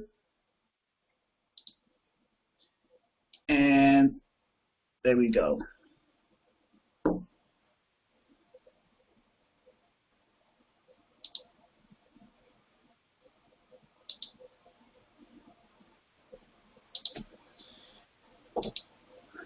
All right, so here's truck router. I confirmed it. Let me log out of the email. Created the account here in the training live so you guys can see it. This is recorded, so let's sign out all of this. So here's truck router, okay? So now you can do tolls. You can avoid tolls, or you can do tolls, get the cost, put your trip in. So we had, okay, so right here, miles per gallon is 6 miles. A gallon, the cost is $2.90. Diesel fuel, semi-truck, 5 axles, no hazmat. Height is that, let's say 48-foot flatbed, right? 7.9. Let's say it's 48,000 pounds. The max. We're going to put the max. Our trip was, what was the original one? That was from, because I want to show some numbers in here. So the original trip was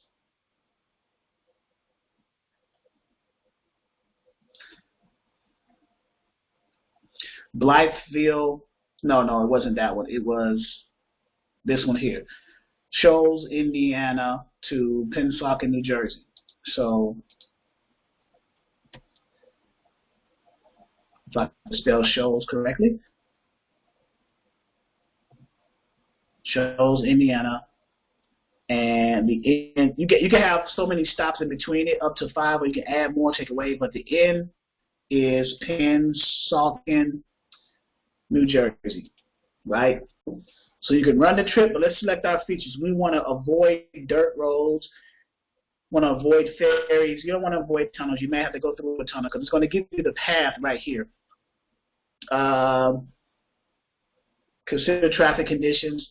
Close international borders, avoid sharp turns, not avoid tolls because we want to get the price. So let's run the trip.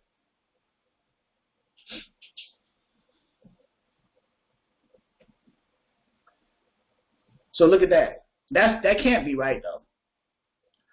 I'm not paying that much for tolls. That's crazy. Fuel sounds about right from what we calculated. But you're paying $1,000 in tolls. Fuel is $3.99. Fixed is that. Tolls. Let's go to tolls because you're going from Indiana over to Pensacola, New Jersey. So here's the actual map trip. So you still with me, Anthony?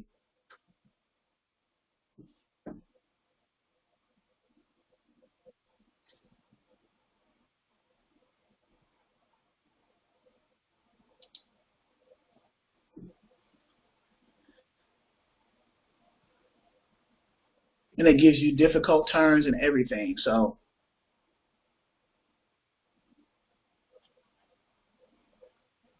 let's close the toll road. The Pennsylvania Turnpike, I figured that as much. But these other two, I'm not sure.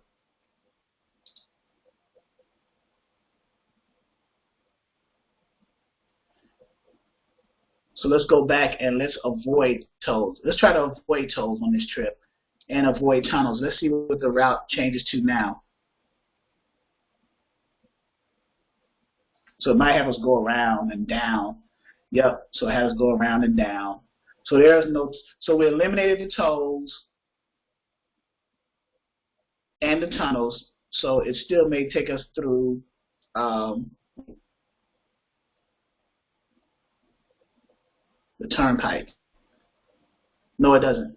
So, but this is how you use Truck Router. But this is something that the carrier will have. I need to put this login on the website, Exodus Logistics or Exodus Dispatching and Training.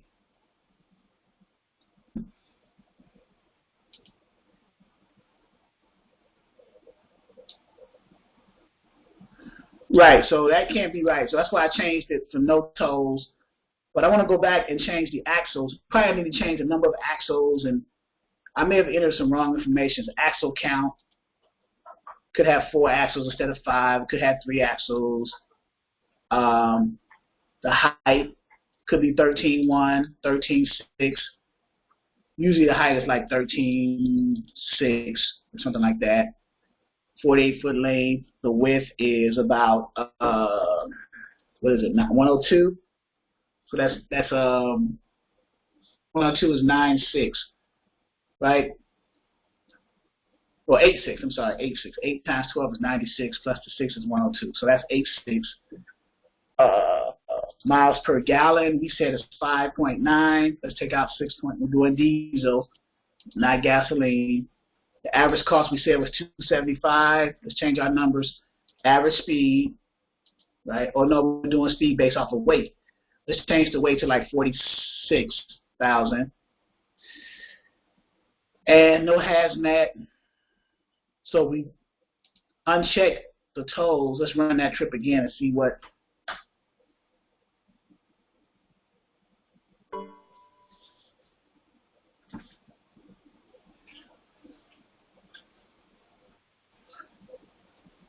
Okay, so after making those changes, that seems a little bit different now. $31 in tolls, fuel is $3.70, fixed at $5.18. So you have to go back and play with these. Let's see, truck stops. It shows you the truck stops along the way in your trip. So this is a good resource for carriers to have to figure out their trips, to kind of save them on fuel. They know how many axles they have. They know directions. They know tolls and warnings, elevations. So they can go back and change all this data.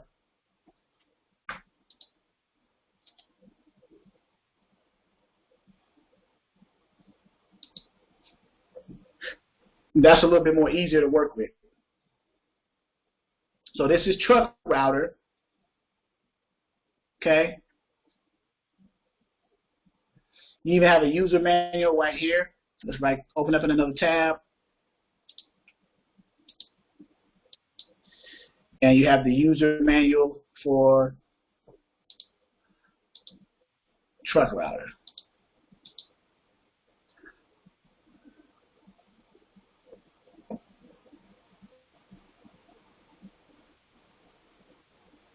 Okay. Let me log out of that.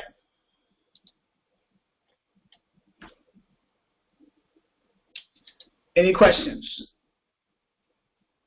We wind it down a little bit. We got 10 minutes. Q&A. Any questions for Novella? Anything you need to be cleared up a little bit or shown?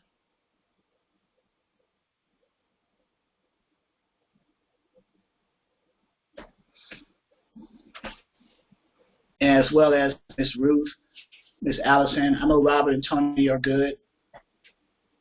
Anthony, do you have any questions?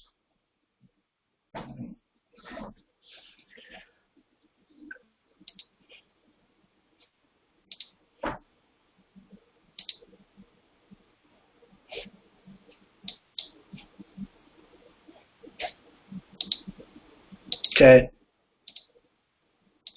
All right. Anthony says nah.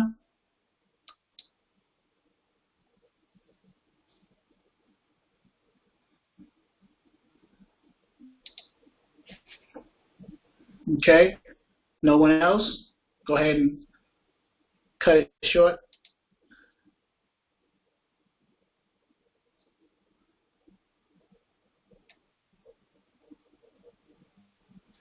Okay, Novella says, I have never dispatched before. Allison says she doesn't have any questions. Novella says she's never dispatched before, nor know anything about the trucking industry. As a first-time independent freight dispatcher, what do you consider a reasonable number of carriers to dispatch? I would say 3. Because if Anthony says 1, I would say 3. Well, one is yeah, I agree with Anthony. 1, if you're brand spanking new, then 1, because you want to learn the ropes and the mechanics and the ins and outs of dispatching as much as you can at your pace, and 1 carrier should help you do that. The reason I said 3 is because of the 3 equipment types that we train on. So if you want to learn about dispatching for each of those 3 equipment types, then I say 3. But if you want to find a specific niche of those 3 equipment types, then I would say find the one that's paying the most per load of those 3, and then choose that one to start off with. Yeah. So Anthony, I do agree with Anthony 100%. Starting out, get the one to learn with. So the way to do that then is you would use, like we have a resource here, in here, DAT trend lines. And what I normally do is, again, 3 equipment types: flatbed, van, and reefer. So of the 3, which one is paying the most cents per mile according to this resource? Now, this may not be across the board, but according to this resource, okay, so for a dry van, according to this website, which is DAT Trend Lines, 203 is the highest of the cents per mile, and here's the area in the Midwestern area for a dry van. So let's follow that same theme. Let's go to flatbeds, national rates for a flatbed in the same area. So we got dry van at 203, and you notice it's color coordinated. So we got flatbeds at 240, and they're green, and then we got reefers national rates. So remember 203, 240, and 244. So of the 3 in the same area, it seems like the Midwestern area pays the highest, and it seems like the reefer equipment type pays the highest cents per mile. So if you want to choose that one truck equipment type to start with, then according to DAT trend lines, the reefers right now, their rates cents per mile are the highest of the 3 major equipment types. So then you say, okay, well, I got my equipment type now, so I'm going to target reefer carriers. So now you go after the reefer carriers on DAT directory, as well as the Truckers Path. So you can focus on Truckers Path for reefers. Once you use this resource, you decide, okay, I found my niche, it's reefers. So now you go to Truckers Path and you choose the carriers for that, the equipment type of that niche, and only focus on those.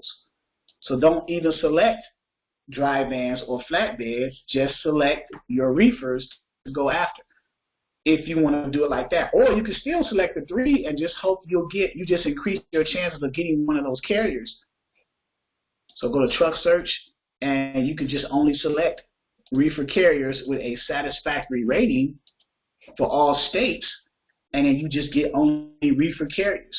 Now, mind you, with reefer carriers, you gotta, when you're dispatching and dealing with brokers, they have more than one pickup from a shipper and more than one delivery to a receiver. So you got more, multiple picks and multiple drops with the reefer carriers. That's the, I don't want to say it's the risk, but that's what you're going to get with reefer carriers. You're going to get the your likelihood of having more than one pickup and more than one delivery increases with reefer carriers as opposed to flatbed and dry van carriers.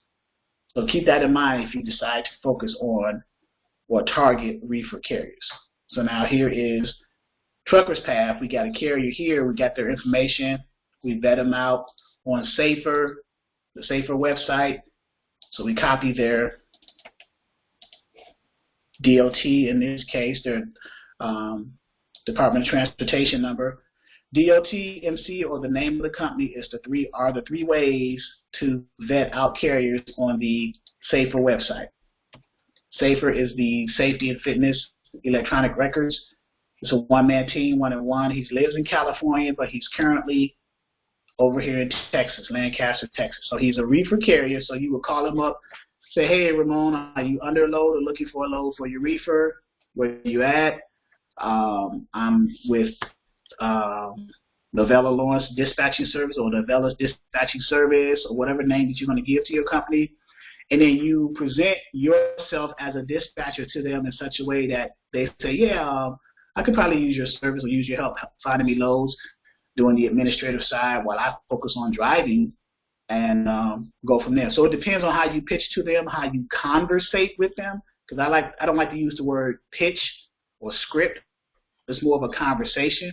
It's a script starting out, but once you memorize the script, then it turns from a script into a conversation. So then you call them up and go from there. And with reefers, you understand that there may be cases where they have, well, with reefers, you know that there's a possibility of being more than one pick and more than one drop. So when you talk to reefer carriers, you ask them, well, how many picks and how many drops? What's your least or most picks and drops do you want to have on a load? They'll say no more than 3 picks, no more than 3 drops.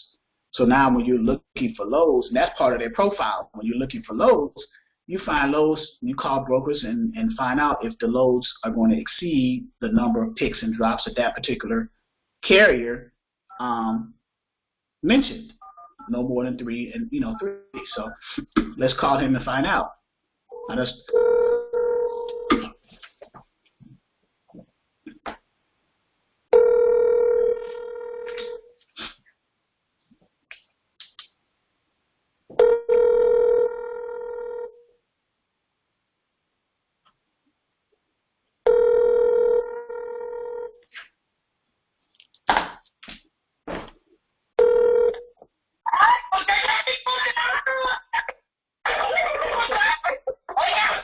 Hello? Hello? We got a lot going on over there. It sounds like Ramon was with his family doing his reset, so he didn't even say hello or anything. But, sometimes when they don't answer the phone, they're either asleep, doing their reset, maybe taking a shower at a truck stop. So he may call back. I'm not sure.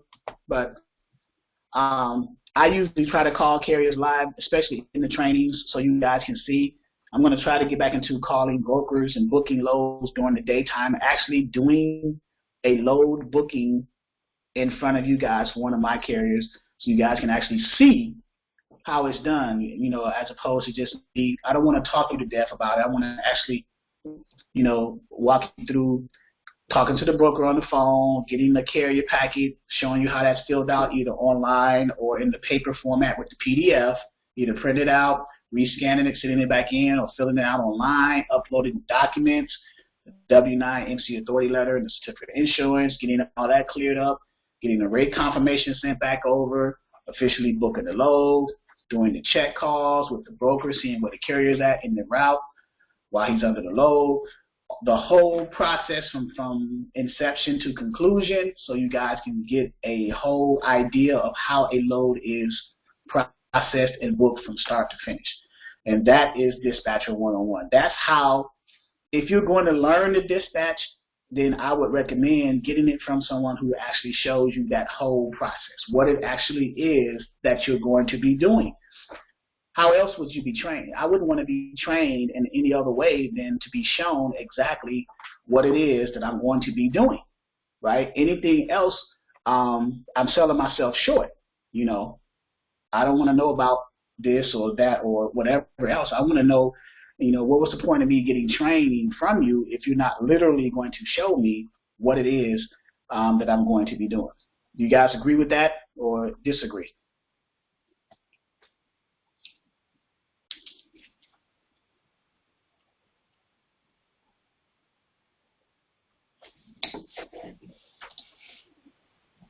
All right.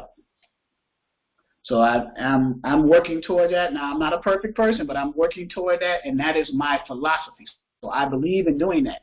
I believe in showing, even if we're off live training, if you happen to get a carrier and you're stuck on something, text me, give me a call. We can see, put me on three-way. We'll try to talk to the broker or talk to the carrier, see what's going on, where are the pain points at, where you're stuck at, what's going on, how can we rectify this. So that's the whole point of being a part of an ongoing training platform and a network that actually assists in that regard. So, yep, show and tell, best way in my opinion. Yep, mine too, Robert, mine too. So, all right, let's see, it's 1 o'clock, so until Wednesday, 6 p.m., I will see you guys then. Enjoy your weekend. Stay sanitized. We have this coronavirus thing going around, different cases and everything. So I have to be extra special, especially careful, I should say. Little tongue twister there. Extra special careful. So make sure you thoroughly wash your hands. Make sure you disinfect the handles on your doors. Just little preliminary things that you need to do to protect yourself. It's coming through, and it's hopefully it leaves as quick as it came. So until next time, salute you guys. Any questions, I'll put my number here as always.